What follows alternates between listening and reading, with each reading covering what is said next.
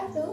Halo, perkenalkan nama saya Fauziani Fitria dengan NIM 66612000106 dari kelas 1B jurusan Administrasi Publik kelompok 4 yang akan menjelaskan materi pelayanan publik. Assalamualaikum warahmatullahi wabarakatuh.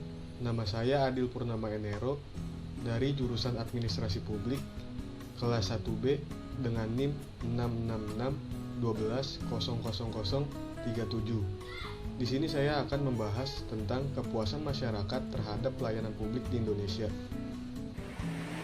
Halo, perkenalkan, nama saya Ratna Sondari dengan NIM 66612000035 dari kelas 1B jurusan Administrasi Publik kelompok 4 yang akan menjelaskan materi tentang pelayanan publik, yaitu kualitas pelayanan publik di masa pandemi COVID-19. Assalamualaikum warahmatullahi wabarakatuh. Perkenalkan, nama saya Dafa Maulana Irfan dari kelas 1B dengan NIM 66612000111 jurusan Administrasi Publik. Pada video kali ini, saya sebagai anggota kelompok 4 ingin menjelaskan tentang upaya pemerintah dalam peningkatan kualitas pelayanan publik. Bagaimana sih video penjelasan dari saya? Yuk kita simak video berikut ini. Halo, perkenalkan nama saya Gadis Susiana dengan NIM 66612000104 dari kelas 1B jurusan Administrasi Publik kelompok 4 yang akan menjelaskan materi mengenai pelayanan publik. Jadi di sini saya akan menjelaskan apa itu pelayanan publik. Pengertian pelayanan publik berdasarkan Undang-Undang Nomor 25 Tahun 2009 tentang pelayanan publik. Disebutkan bahwa pelayanan publik adalah kegiatan atau rangkaian kegiatan dalam rangka 15 pemenuhan kebutuhan pelayanan sesuai dengan peraturan perundang-undangan bagi setiap warga negara dan penduduk atas barang, jasa, dan atau pelayanan administratif yang disediakan oleh penyelenggaraan pelayanan publik. Selanjutnya yaitu pelayanan publik dilakukan pasti untuk memberikan kepuasan bagi pengguna jasa. Karena itu penyelenggara secara jelas membutuhkan asas-asas dari pelayanan publik itu. Nah, asas itu ada yang pertama itu transparansi, yaitu bersifat terbuka, mudah dan dapat diakses oleh semua pihak yang membutuhkan dan disediakan secara memadai serta mudah dimengerti. Lalu yang kedua itu ada akuntabilitas, yaitu dapat dipertanggungjawabkan sesuai dengan ketentuan peraturan perundang-undangan. Untuk yang ketiga itu ada kondisional, yaitu sesuai dengan kondisi dan kemampuan pemberi dan penerima pelayanan dengan tetap berpegang pada prinsip efisiensi dan efektivitas. Nah, yang keempat itu ada partisipatif, yaitu mendorong peran serta masyarakat dalam penyelenggaraan pelayanan publik dengan memperhatikan aspirasi, kebutuhan, dan harapan masyarakat. Yang kelima ada kesamaan hak. Jadi, artinya itu tidak didiskriminasikan dalam arti tidak membedakan suku, ras, agama, golongan, gender, dan sistem ekonomi. Dalam pemberian pelayanan itu secara merata. Untuk selanjutnya ada keseimbangan hak dan kewajiban. Pemberi dan penerima pelayanan publik harus memenuhi hak dan kewajiban masing-masing pihak. Untuk selanjutnya itu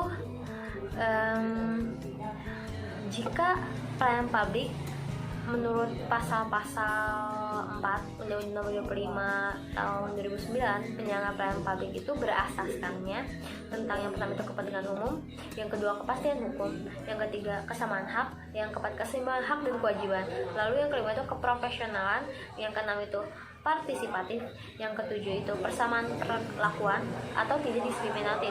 Sedangkan untuk yang ke 8 itu keterbukaan, yang ke-9 itu akuntabilitas, dan yang ke-10 fasilitas dan perlakuan khusus bagi kelompok rentan. Selanjutnya yang ke-11 yaitu ketepatan waktu, dan untuk yang ke-12 itu kecepatan, kemudahan, dan keterjangkauan. Kepuasan masyarakat terhadap pelayanan publik di Indonesia. Birokrasi yang penuh ambigu ketika mengambil keputusan dalam kasus kebijakan ojek online pada masa COVID-19 terlihat ketika Menteri Perhubungan telah mengeluarkan peraturan Menhub nomor 18 tahun 2020 tentang pengendalian transportasi dalam rangka pencegahan penyebaran COVID-19 yang memperbolehkan sepeda motor mengangkut penumpang dengan ketentuan tertentu. Namun, ketentuan ini dinilai bertentangan dengan peraturan Menkes nomor 9 tahun 2020 tentang pedoman PSBB dalam rangka percepatan penanganan COVID-19 yang melarang ojol beroperasi mengangkut orang, hanya boleh mengangkut barang. Masalah yang di atas memunculkan pertanyaan, mengapa birokrasi belum mampu merespon masalah strategis di Indonesia? Ada dua alasan mengapa birokrasi Indonesia belum mampu merespon masalah strategis di Indonesia. Yang pertama, birokrasi di Indonesia masih tertinggal dengan negara lain dalam merumuskan kebijakan dengan cepat dan tepat untuk menyikapi situasi dunia yang terus berubah dan bergerak secara dinamis, terutama di bidang ICT. Kedua, secara teoritis, birokrasi publik bekerja dengan berpedoman pada regulasi, prosedur, hierarki, dan kontrol. Karena birokrasi merupakan masih bagian dari masyarakat dalam menentukan kepuasan terhadap pelayanan publik, tentu menjadi catatan bagi aparatur negara bahwasannya pelayanan publik memerlukan responsif yang begitu tinggi, apalagi dengan adanya kondisi pandemi COVID-19 saat ini. Adapun kelompok pelayanan publik berdasarkan keputusan Menteri Pendayagunaan Aparatur Negara Nomor 63 Tahun 2003 tentang Pedoman Umum Penyelenggaraan Pelayanan Publik, yaitu 1. Kelompok pelayanan administrasi, yaitu pelayanan yang menghasilkan berbagai bentuk dokumen resmi yang dibutuhkan oleh publik, misalnya status kewarganegaraan, sertifikat kompetensi, kepemilikan atau penguasaan terhadap suatu barang, dan sebagainya. Dokumen-dokumen ini antara lain KTP, akte pernikahan, akte kelahiran, akte kematian, BPKB, surat izin mengemudi, surat tanda nomor kendaraan bermotor, izin mendirikan bangunan, paspor, sertifikat kepemilikan atau penguasaan tanah, dan sebagainya. 2. Kelompok pelayanan barang, yaitu pelayanan yang menghasilkan berbagai bentuk atau jenis barang yang digunakan oleh publik, misalnya jaringan telepon, penyediaan tenaga listrik, air bersih, dan sebagainya. 3. Kelompok pelayanan jasa, yaitu pelayanan yang menghasilkan berbagai bentuk jasa yang dibutuhkan oleh publik, misalnya pendidikan, pemeliharaan kesehatan, penyelenggaraan transportasi, pos, perbankan, dan sebagainya. Upaya pemerintah dalam meningkatkan kualitas pelayanan publik. Konsep inovasi dalam administrasi publik tertuang dalam perspektif New Public Management dan Reinventing Government. Konsep ini menjelaskan bagaimana kemampuan organisasi untuk survive dan meningkatkan kinerja dengan mengadopsi semangat dalam sektor swasta ke sektor publik.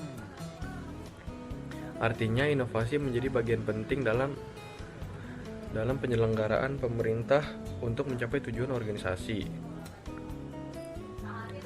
Pengalaman pandemi selama 3 bulan telah membuat pemerintah berinovasi agar tetap memberikan pelayanan terhadap masyarakat. Meski dilanda pandemi COVID, hal ini dilakukan dengan harapan agar kebutuhan masyarakat, terutama layanan kesehatan dan kebutuhan pokok, dapat terus dilayani atau dapat terus berjalan dan terpenuhi. Dalam situasi pandemi COVID, pentingnya inovasi dalam penyelenggaraan publik. Inovasi pelayanan publik yang diberikan dapat dilakukan secara online maupun offline. Daerah yang masih kesulitan mengakses internet dapat dilakukan pelayanannya secara offline dengan mendatangi secara door to door untuk memberi pelayanan kesehatan. Terkait pelayanan online, sebagai contoh, Indonesia telah menerapkan sistem pemerintahan berbasis elektronik atau dikenal dengan sebutan e-government menjadi kebutuhan pada semua level birokrasi sebagai konsekuensi masifnya praktik bekerja dari rumah atau work from home. Penerapan e-government yang semakin masif sebagai dampak WFH perlu terus ditingkatkan pemanfaatannya pada masa new normal. Hal ini sebagai perwujudan implementasi dari digitalisasi data. Beberapa contoh layanan yang telah disediakan oleh pemerintah seperti webinar, penggunaan aplikasi Zoom, e-budgeting, sistem delivery, e-controlling, dan sebagainya. Kehadiran layanan elektronik ini merupakan salah satu bentuk inovasi yang dihasilkan oleh pemerintah dalam masa pandemi COVID-19, di mana penyelenggaraan pelayanan publik dijalankan melalui sistem online. Salah satu lembaga pemerintah yang tetap menjalankan pelayanan kepada masyarakat pada masa pandemi COVID-19 adalah lembaga kepolisian. Meski dalam pandemi COVID-19, layanan kepolisian seperti Surat Keterangan Catatan Kepolisian atau SKCK masih berjalan. Bahkan, sejumlah Polres menyusun prosedur tetap atau protap terkait pelayanan masyarakat di tengah pandemi COVID-19. Prosedur ini dilakukan dengan membatasi jumlah masyarakat yang dilayani dalam pembuatan SKCK. Kualitas pelayanan telah menjadi faktor yang menentukan dalam menjaga keberlangsungan suatu organisasi birokrasi pemerintahan atau organisasi perusahaan. Pelayanan yang baik dan sesuai dengan kebutuhan pengguna jasa publik sangat penting dalam upaya mewujudkan kepuasan pengguna jasa publik. Mutu dari pelayanan yang diberikan oleh instansi pemerintahan di pusat, di daerah, dan di lingkungan badan usaha milik negara atau badan usaha milik daerah, apakah sesuai tidaknya dengan Undang-Undang Pelayanan Publik. Kondisi pandemi COVID-19 menuntut ASN untuk menghasilkan kreativitas dan inovasi dalam pelayanan publik. Berbagai layanan berbasis online semakin masif dilaksanakan dalam penyelenggaraan pelayanan publik. Namun, masih terdapat beberapa kendala di dalam birokrasi masih kurang tanggap dalam memberikan pelayanan kepada masyarakat, sehingga diperlukan peningkatan kualitas pelayanan publik agar tingkat kepuasan masyarakat tetap tinggi walaupun di masa pandemi seperti saat ini. Itu saja materi yang bisa saya sampaikan.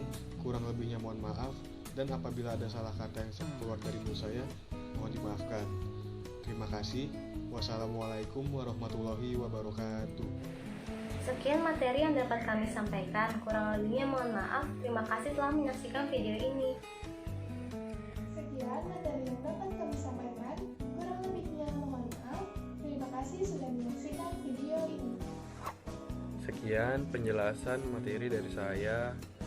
Kurang lebihnya saya mohon maaf. Saya Dava Maulana pamit undur diri. Wassalamualaikum warahmatullahi wabarakatuh. Sekian materi yang dapat kami sampaikan. Kurang lebihnya mohon maaf. Terima kasih sudah menyaksikan video ini.